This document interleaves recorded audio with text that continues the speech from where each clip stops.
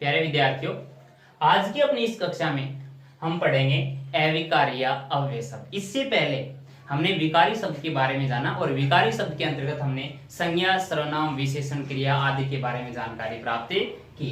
आज की अपनी इस कक्षा में बात करेंगे अपन अविकारी या अव्यय शब्द। सबसे पहले अविकारी या अव्यय शब्द होता क्या, किसे कहते हैं अविकारी या अव्यय?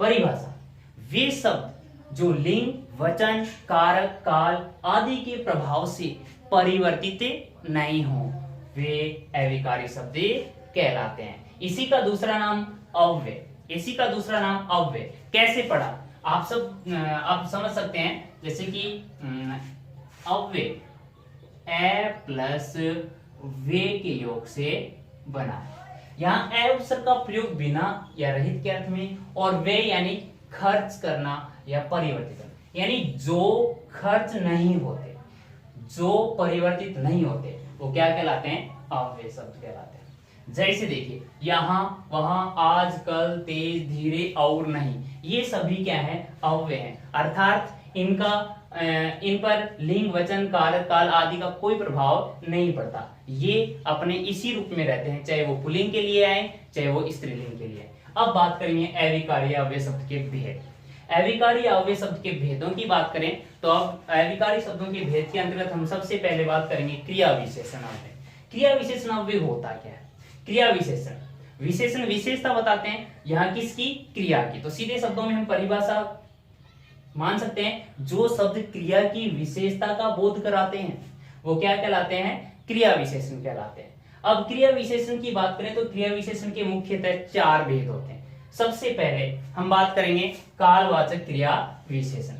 काल यहाँ समय का बोध करवा रहा है, तो सीधे शब्दों में हम कह सकते हैं कि जिन शब्दों से क्रिया के होने के समय का बोध हो, जिन शब्दों से क्रिया के होने के समय का बोध हो, वो कालवाचक क्रिया विशेषण कहलाते हैं। कुछ कालवाचक क्रिया विशेषण के उदाहरण जैसे आज, कल, अभी, प्रतिदिन, सदा, तत्काल, तुरंत, बार बार, निरंतर, बहुधा, कभी कभी, ये सभी समय को सूचित करते हैं और समय को सूचित करते हुए ये क्रिया की विशेषता को इंगित करते हैं, इसलिए इनको कालवाचक क्रिया विशेषण के अंतर्गत शामिल किया है।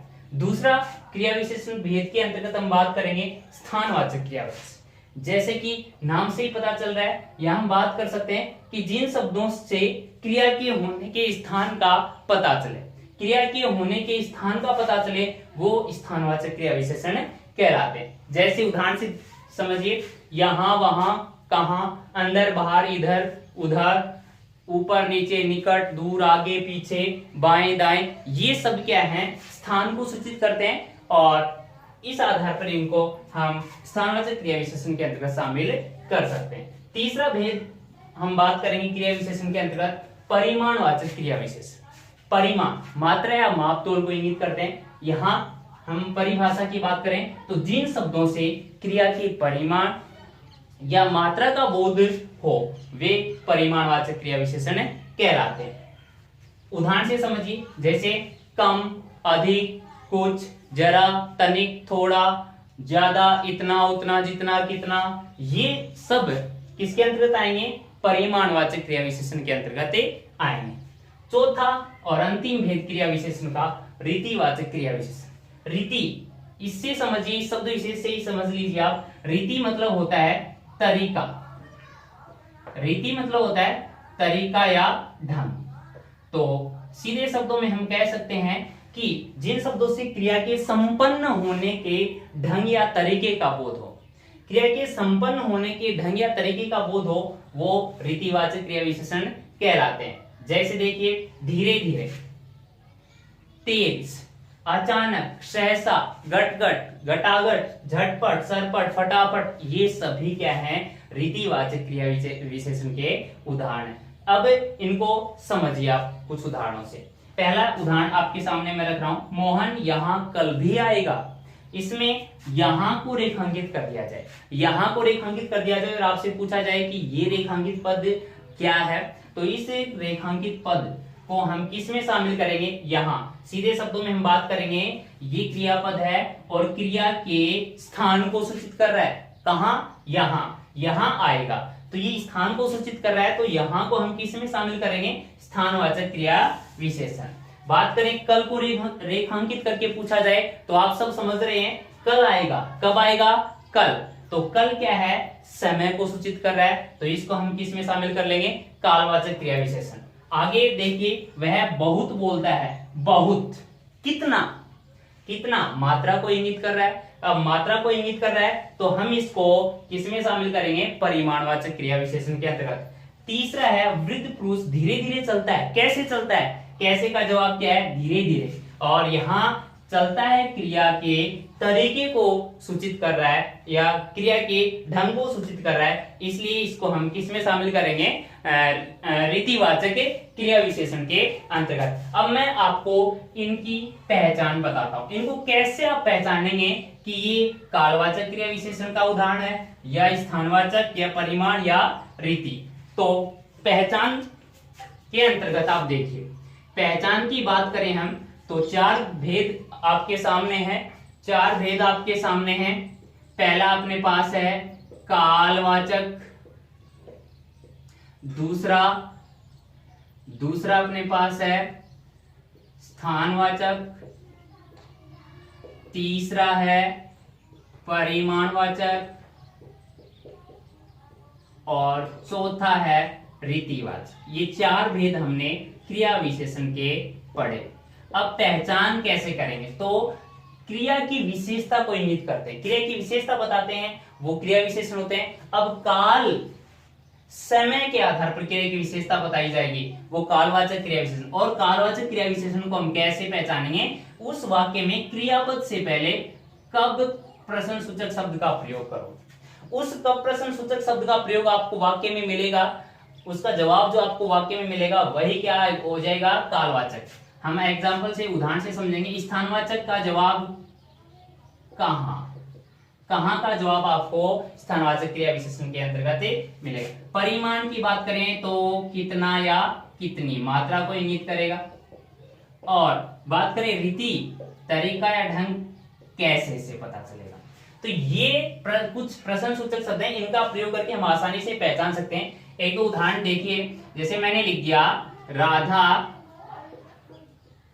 आज नहीं आएगी, राधा आज नहीं आएगी, आज को रेखांकित कर दिया जाए। अब आज को पहचानना है कि ये क्रिया विशेषण का कौन सा भेद है, तो हम बात करेंगे कालवाचक, स्थानवाचक, परिमाणवाचक या रीतिवाचक। तो प्रश्नसूचक शब्द आप देखिए, इसकी जगह आप कब का प्रयोग करके देखिए, कब आएगी, कब का जवाब क्या है इसमें, रेखांकित पद आज। तो कब का जवाब जो होगा वो कालवाचक क्रिया विशेषण होगा। स्थानवाचक की बात करें, वह आगे चल रहा है, वह आगे चल रहा है, चल रहा है क्रियापद है। इस क्रियापद से पहले हम कहां का प्रयोग करके प्रश्न बनाएंगे। प्रश्न क्या बना, कहां चल रहा है, तो कहां का जवाब आपके पास क्या आया, आगे। तो कहां का जवाब होगा वो किस में आएगा, स्थानवाचक क्रिया विशेषण के अंतर्गत। बात करते हैं परिमाणवाचक क्रिया विशेषण की। वह उदाहरण देखिए, वह अधिक बोलता है, वह अधिक बोलता है। प्रश्न क्रियापद बोलता है, इससे पहले प्रश्नसूचक शब्द प्रयोग करो। कब बोलता है, कब का जवाब अधिक नहीं है। कहां बोलता है, कहां का जवाब भी अधिक नहीं है। कितना बोलता है, कितना का जवाब क्या आया, अधिक। तो कितना यानी मात्रा को इंगित कर रहा है, मात्रा को इंगित कर रहा है, तो परिमाणवाचक हो गया। अब बात करते हैं रीतिवाचक क्रिया विशेषण। रीतिवाचक क्रिया विशेषण के अंतर्गत आप देखिए, बात करें राधा तेज दौड़ती है, इसमें तेज को रेखांकित कर दिया जाए। अब तेज को रेखांकित करके पूछ लिया जाए क्रिया विशेषण भेद बताओ, तो इसकी पहचान कैसे करेंगे। दौड़ती है, ये क्या है, क्रियापद। इस क्रियापद से पहले आप क्या करोगे, ये प्रश्नसूचक शब्द रखोगे। जिस भी प्रश्नसूचक शब्द का जवाब आपके पास आएगा वही भेद हो जाएगा।